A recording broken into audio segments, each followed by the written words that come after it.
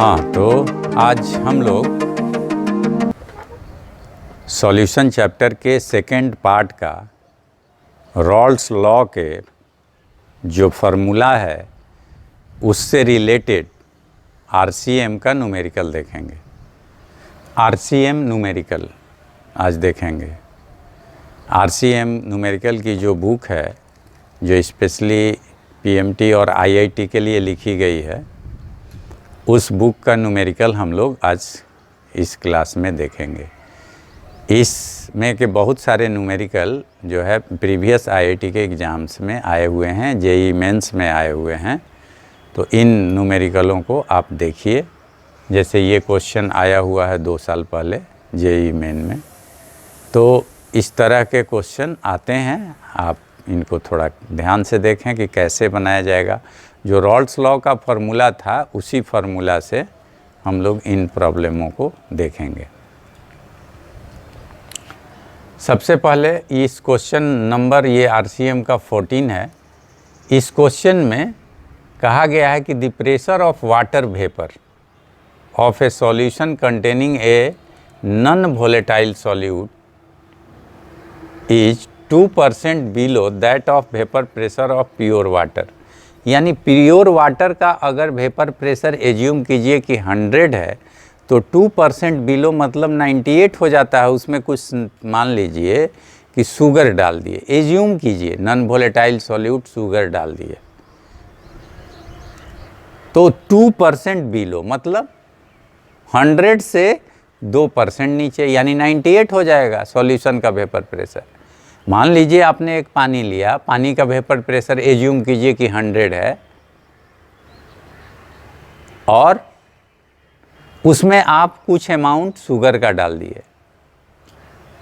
आपको नहीं पता कितना आप डाले, लेकिन ये पता है कि आपका वेपर प्रेशर 2% बिलो हो गया। मीन्स मतलब 100 से घट के 98 हो गया। 100 से घट के 98 हो गया। तो इसका मतलब आप initial vapour pressure pure water का P2 नॉट आप मान सकते हैं कितना, 100। P2 नॉट आप मान लेंगे 100,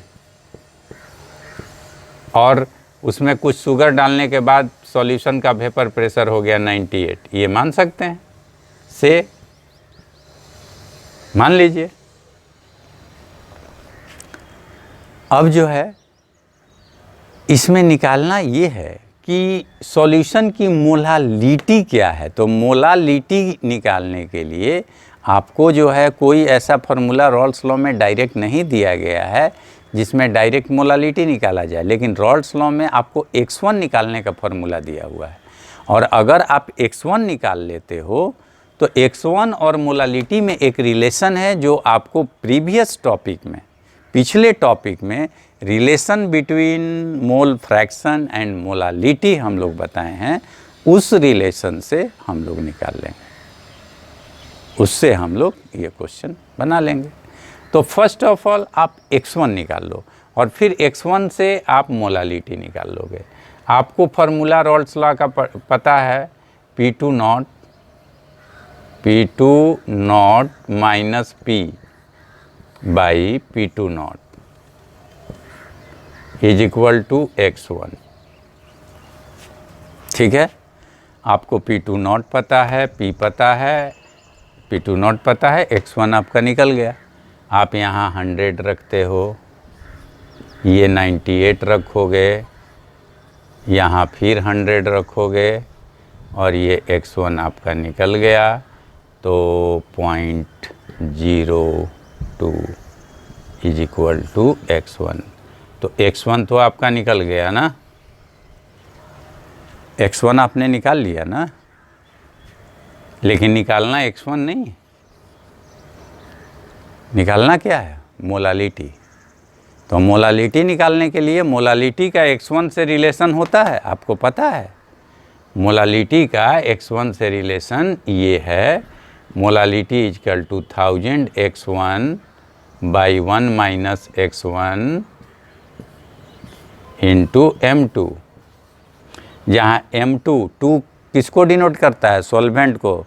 M2 हो गया सॉल्वेंट का मॉलिक्यूलर वेट, और यहाँ सॉल्वेंट क्या है? आप क्वेश्चन को ध्यान से देखो तो पता चल जाएगा कि सॉल्वेंट क्या है। क्या है सॉल्वेंट? वाटर है। वाटर सॉल्वेंट है आपका। तो वाटर सॉल्वेंट है तो वाटर का यहाँ मॉलिक्यूलर वेट 18 पुट कर दोगे, यहाँ x1 पुट कर दोगे, मोलालिटी आ गई, निकल गई 1000। x1 के जगह आप 0.02 रखोगे,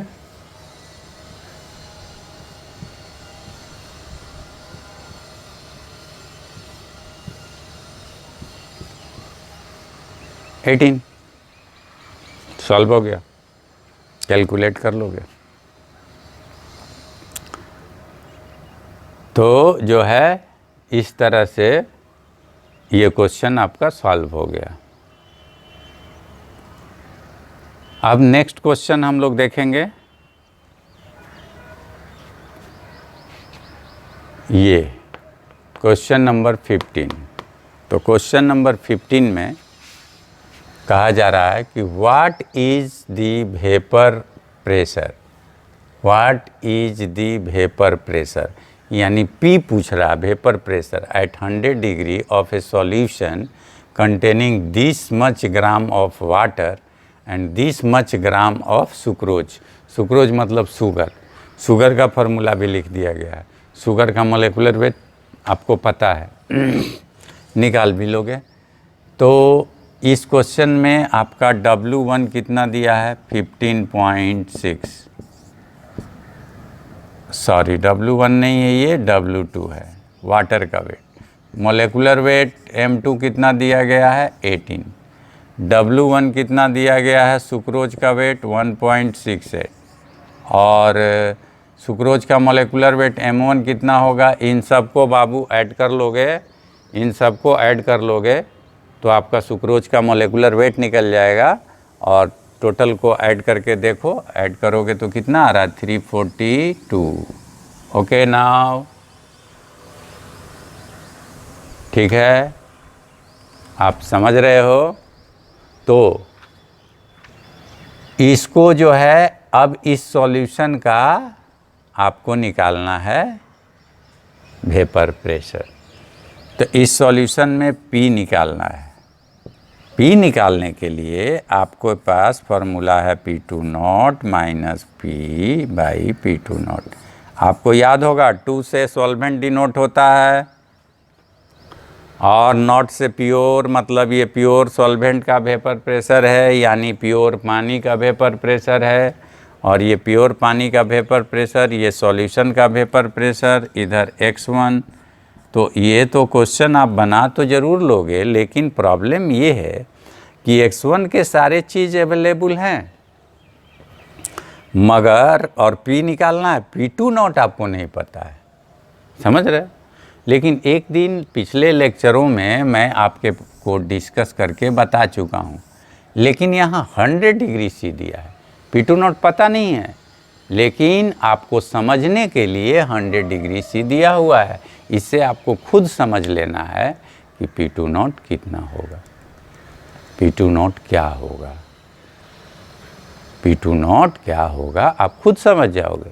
आप जानते हो, आप जानते हो कि 100 डिग्री वाटर का बॉइलिंग पॉइंट है, और बॉइलिंग पॉइंट पर वाटर का वेपर प्रेशर जो है एटमॉस्फेरिक प्रेशर के बराबर हो जाता है। आप ये भी जानते हो कि जैसे ही वाटर बॉयल करने लगेगा, अपने बॉइलिंग पॉइंट पे पहुंचेगा, तो नीचे से ऊपर के तरफ जो उसका वेपर प्रेशर है, नीचे से ऊपर के तरफ उसका जो वेपर प्रेशर है वो एटमॉस्फेरिक प्रेशर के इक्वल हो जाता है 100 डिग्री पर। और 100 से कम रहेगा जब, तो उसका वेपर प्रेशर कम रहेगा। 100 डिग्री से कम है, अगर 90 पर है तो वेपर प्रेशर एटमॉस्फेरिक के बराबर नहीं होगा, 91 होगा तो भी नहीं होगा, 92 पे भी, 95 पे भी नहीं, 99 पे भी नहीं। 100 डिग्री C पर जैसे ही वाटर पहुंचेगा, वैसे ही इसका वेपर का प्रेशर एटमॉस्फेरिक प्रेशर के इक्वल हो जाएगा, इक्वल हो जाएगा। और इक्वल जैसे ही हुआ, वाटर बॉयल करना शुरू कर देगा। जैसे ही इक्वल हुआ दोनों, वैसे ही वाटर क्या करने लगेगा, बॉयल करने लगेगा। तो जब तक किसी लिक्विड का वेपर प्रेशर एटमॉस्फेरिक प्रेशर के इक्वल नहीं होगा, तब तक वो लिक्विड बॉयल नहीं करेगा। बॉयलिंग का यही कॉन्सेप्ट है। और 100 डिग्री सी पर इस वाटर का जो है इक्वल हो जाएगा, तो ये बॉयल करने लगेगा। तो यहाँ आप P2 क्या कितना ले लोगे, P2 ले लोगे। अगर 180 m मन करे तो 180 m पुट कर लो, नहीं तो mm में लेना है तो 180 m इजिकल टू कितना mm होता है, 180 m कहो या 760 mm कहो। ठीक है, तो अब तो P निकाल सकोगे। अब x1 पुट कर लो, x1 के जगह n1 प्लस n2, और ये W1/m1, ये W1/m1, ये W2/m2।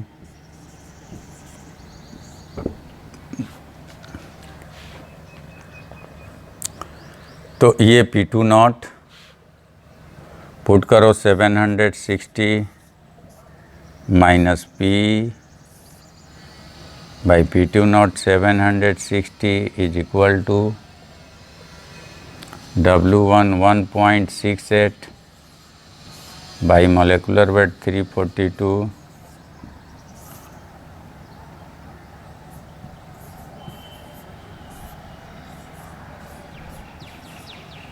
Plus W2 15.6 by 18। अब इसे तुम कैलकुलेट करके P निकाल लोगे। इसे सॉल्व करोगे आप, ये काम आपका है, आपकी ड्यूटी है, आपको करना है सॉल्व। मैथमेटिक्स आता है, मैथमेटिकल ऑपरेशन आपको आता है, तो आप इसे सॉल्व करोगे। फिर P को लेफ़्ट राइट करके इसे सॉल्व करके फाइनली जो है इसको कैलकुलेट कर लोगे। ओके, ठीक।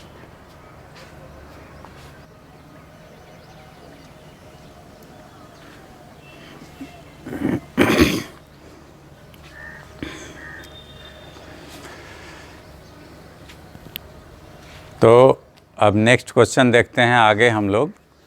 RCM का क्वेश्चन नंबर 16। क्वेश्चन नंबर 16 में आपको vapour pressure of an aqueous, देखिएगा, ध्यान रखिएगा, एक्वस बोला तो एक्वस सॉल्यूशन का मतलब क्या है कि वैसा सॉल्यूशन जिसमें वाटर होगा। Aqueous solution of cane sugar, cane sugar बोला तो शुगर का सॉल्यूशन है, यानी ईख के जूस का सॉल्यूशन है, केन शुगर के जूस का सॉल्यूशन है, ठीक, जिसका मोलिकुलर वेट 342 है। और इस सॉल्यूशन का जो है 756 mm प्रेशर है सॉल्यूशन का 100 डिग्री सी पर।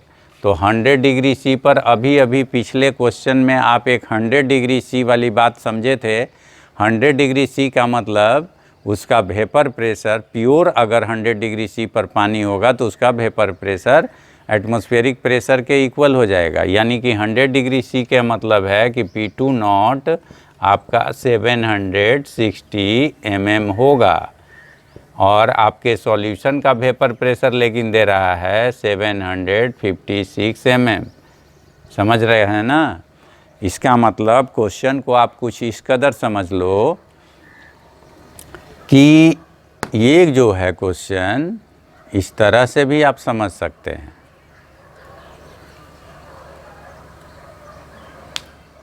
कि मान लीजिए कि ईख का जूस जो निकालता है, शुगर केन का जूस निकालता है, उसने आपको शुगर केन का जूस निकाल के आपको दे दिया है,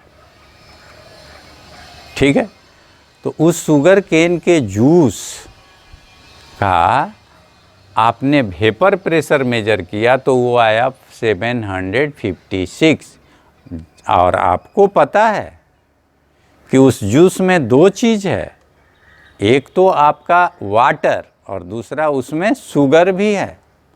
उसी शुगर के जूस से शुगर निकाला जाता है फैक्ट्री में, तो उसमें शुगर भी है एंड क्या है, वाटर भी है। तो अब आपके सामने क्वेश्चन ये है कि इस सॉल्यूशन का वेपर प्रेशर 756 है, तो उसमें शरबत के अंदर, ईख के जूस के अंदर, शुगर केन सॉल्यूशन के अंदर जो है 1000 ग्राम वाटर के साथ कितना ग्राम शुगर प्रेजेंट होगा। 1000 ग्राम वाटर के साथ कितना ग्राम शुगर प्रेजेंट होगा। यानी कि आप जो है जब शुगर केन जूस पी गए तो आपके शरीर में अगर 1000 ग्राम जो है अगर वाटर गया तो शुगर कितना ग्राम गया हुआ है आपके पेट में, ये आपको कैलकुलेट करके निकाल देना है। जबकि उस शरबत का वेपर प्रेशर इतना है, तो आपको पता है कि 100 डिग्री सी पर प्योर वाटर का वेपर प्रेशर 760 mm होता है। तो आप x1 को लेके और निकाल सकते हो। आप जो है इस तरह से P2 nought minus P by P2 nought is equal to x1, और आप x1 के जगह पर पुट करोगे N1 by N1 plus N2। कई बार न्यूमेरिकल को, कैलकुलेशन को इजी करने के लिए और जल्दी और आसानी से सॉल्व हो जाए तो N1 को नेगलेक्ट कर दिया जाता है। कई बार, कई जगह नेगलेक्ट कर दिया जाता है, और ख़ास करके डाइल्यूट सॉल्यूशन के लिए चाहें तो नेगलेक्ट कर सकते हैं, और आपके कैलकुलेशन में आंसर पर ज़्यादा इफेक्ट नहीं पड़ेगा, थोड़ा सा आंसर डिफ़र करेगा, लेकिन हमें कैलकुलेशन करना है और कैलकुलेशन को इजी करना है, तो हम N1 चाहें तो नेगलेक्ट कर सकते हैं। ये करना अलाउड है, और ख़ास करके स्पेशली डाइल्यूट सॉल्यूशन में तो एकदम ही अलाउड है। तो आप N1 नेगलेक्ट करके भी क्वेश्चन बना सकते हो। 760 minus 756 divided by 760 N1 by N2। हमने यहाँ N1 को नीचे से नेगलेक्ट कर दिया, आप समझ रहे हो। अब आप इसको सॉल्व करो। ये हो गया 4, ये हो गया 760, और N1 के लिए W1 बाई M1 और ये W2 बाई M2। अब आपको निकालना क्या है, आपको तो अच्छी तरह पता है W1 निकालना है, तो अब तो आप निकाल सकते हो W1 by M1 into M2 by W2। 4 by 760, आपको W1 तो निकालना ही है, तो W1 छोड़ दो। M1 शुगर का मोलेकुलर वेट दिया हुआ है 342, और M2 वाटर का मोलेकुलर वेट है 18, और वाटर का वेट तो दिया हुआ है आपको 1000 ग्राम, तो 1000 पुट कर दो। अब W1 आप कैलकुलेट कर लो। W1 4 into 342 into 100 divided by 760। इसको आप कैलकुलेट करोगे तो ऑलमोस्ट लगभग 100 ग्राम के नियर अबाउट आंसर आएगा।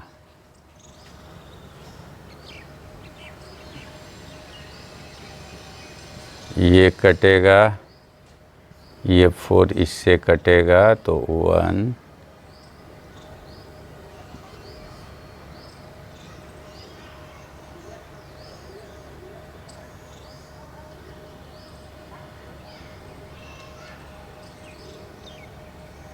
बाई नीचे एक 18 भी आना था।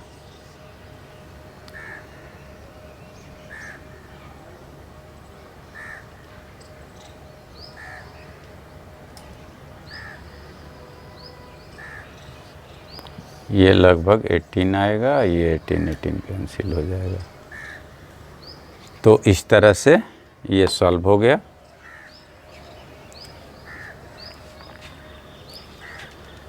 अब नेक्स्ट क्वेश्चन हम लोग देखते हैं। ये RCM क्वेश्चन नंबर 17। ये कहा जा रहा है कि एट 20 डिग्री सी पर 20 डिग्री सी पर वेपर प्रेशर ऑफ ईथर का वेपर प्रेशर ये है, यानी प्योर ईथर का वेपर प्रेशर ये है। ये प्योर ईथर का वेपर प्रेशर P2 नॉट आपको दे दिया गया है। कितना? 442 दे दिया गया। प्योर ईथर का वेपर प्रेशर है और इसमें 6.1 ग्राम एक सबस्टांस को डिजॉल्व कर दिया गया है। 6.1 ग्राम एक सबस्टांस को डिजॉल्व कर दिया गया है। तो वो डिजॉल्व किया गया है तो उसका W1 कितना हो गया? 6.1। ठीक है, सबस्टांस को डिजॉल्व कर दिया गया है 50 ग्राम ईथर में, यानी कि W2 50। और वो ईथर जिसका मोलेकुलर वेट कितना है? 74, M2 74। Then vapour pressure falls to 410 mm। अब वेपर प्रेशर सॉल्यूशन का कितना फॉल कर गया? 410 mm हो गया। तो what is the molecular weight of the substance? यानी देखिए W1 दिया था, M1 गायब है, तो M1 निकालना है आपको और आप M1 निकाल लोगे। M1 यहाँ सॉल्व करके निकाल लोगे, ऐसे ही यही फार्मूला लगा लोगे और इसी पर M1 निकाल लोगे। दिल में आए तो नीचे वाला नेगलेक्ट कर लोगे। तो P2 not P/P2 not equal to x1 और P2 नॉट पुट करोगे 442 minus 410/442 is equal to x1 के जगह N1/N1 प्लस N2। आपका कैलकुलेशन इजी हो इसके लिए आप जो है एक काम कर सकते हो। कैलकुलेशन इजी करने के लिए N1 को क्या कर सकते हो? नेगलेक्ट कर सकते हो। तो वहाँ 32/442 हो जाएगा और यहाँ N1/N2 32/442 is equal to W1/M1 and M2/W2। आप M1 निकाल लोगे। M1 is equal to W1 6.1, M2 आप पुट कर दोगे 74 और नीचे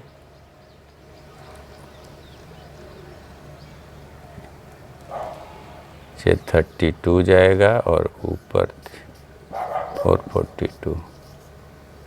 आंसर आपको लगभग में निकल जाएगा, बिकॉज आप N1 नेगलेक्ट किए थे तो लगभग में। एक्यूरेट आंसर अगर आपको मिलाना हो तो N1 भी रख के कैलकुलेट कर लोगे, एक्यूरेसी बढ़ जाएगी, एक्यूरेट आंसर आ जाएगा।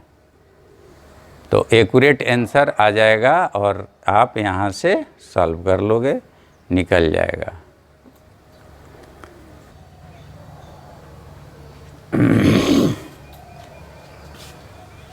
नेक्स्ट क्वेश्चन हम लोग देख रहे हैं RC मुखर्जी का क्वेश्चन नंबर 18। क्वेश्चन नंबर 18 में कहा गया है कि 0.5 gram of non volatile organic compound, एक नॉन वोलेटाइल ऑर्गेनिक कंपाउंड है। नॉन वोलेटाइल ये उड़ेगा नहीं, इसका 0.5 ग्राम डाला गया है। इसका मतलब W1 आपका क्लियर हो गया 0.5 और इसका मोलेकुलर वेट कह रहा है कि 65 है, तो इसका M1 भी क्लियर हो गया 65। ठीक, तो इसका N1 बड़ी छोटा होगा क्योंकि W1/M1 N1 होता है। N1 इक्वल टू W1/M1 यानी 0.5/65।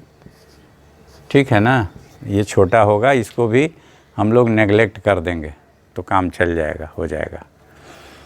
अब जो है ये is dissolve in 100 millilitre of CCl4 solution. तो CCl4 सॉल्यूशन CCl4 का 100 मिलीलीटर में ये डिजॉल्व किया गया, तो CCl4 का वॉल्यूम हो गया 100 मिलीलीटर। CCl4 का वॉल्यूम 100 मिलीलीटर हो गया। ओके, अब इस CCl4 की डेंसिटी भी दिया हुआ है 1.58। तो वॉल्यूम दिया है, डेंसिटी दिया है, तो वेट निकल जाएगा W2। ये सॉल्वेंट है, इसका वेट कितना हो जाएगा?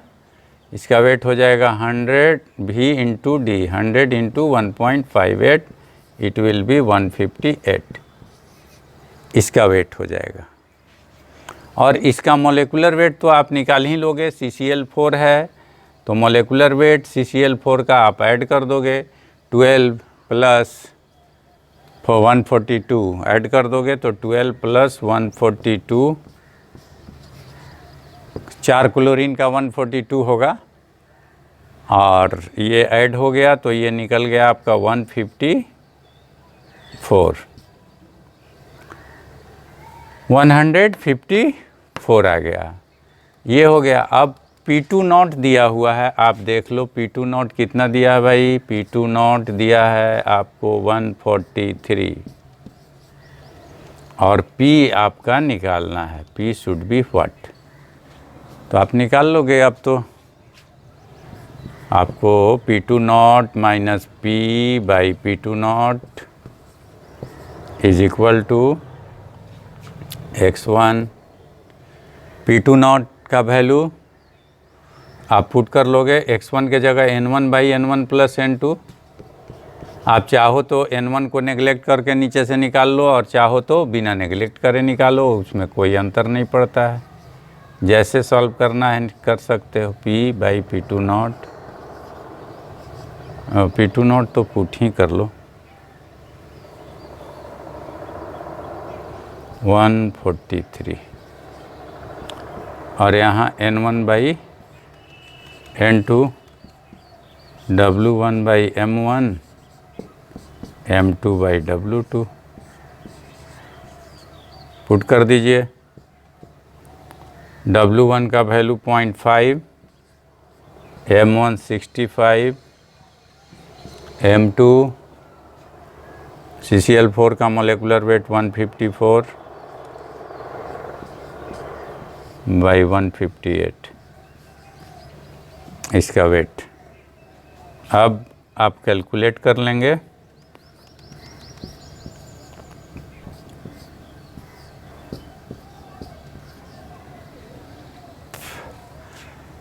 तो ये जो है इस तरह से आप इसको कैलकुलेट कर लेंगे। इसे बनाने के और भी तरीके हैं, और भी फार्मूलों से भी ये क्वेश्चन बन जाते हैं। जैसे P सॉल्यूशन वाला, तो ये P2 नॉट x2, इससे डायरेक्ट भी आप चाहें तो बना सकते हैं।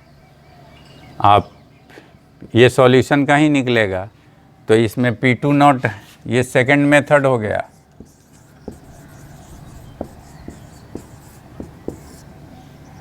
P निकालना है, P2 नॉट 143 आप पुट कर देंगे, x2 के जगह n2 by n1 plus n2, तो 143, n1 यहाँ भी नेगलेक्ट कर दीजिए, तो n2 हो जाएगा W2 by M2, W2 by M2, और नीचे भी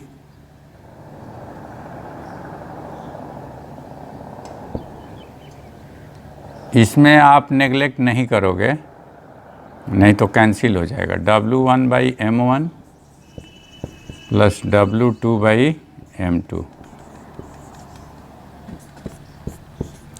143 इंटू W2 पुट कर दोगे 158 by 154 divided by 0.5 by 65 plus 158 by 154। इसको आप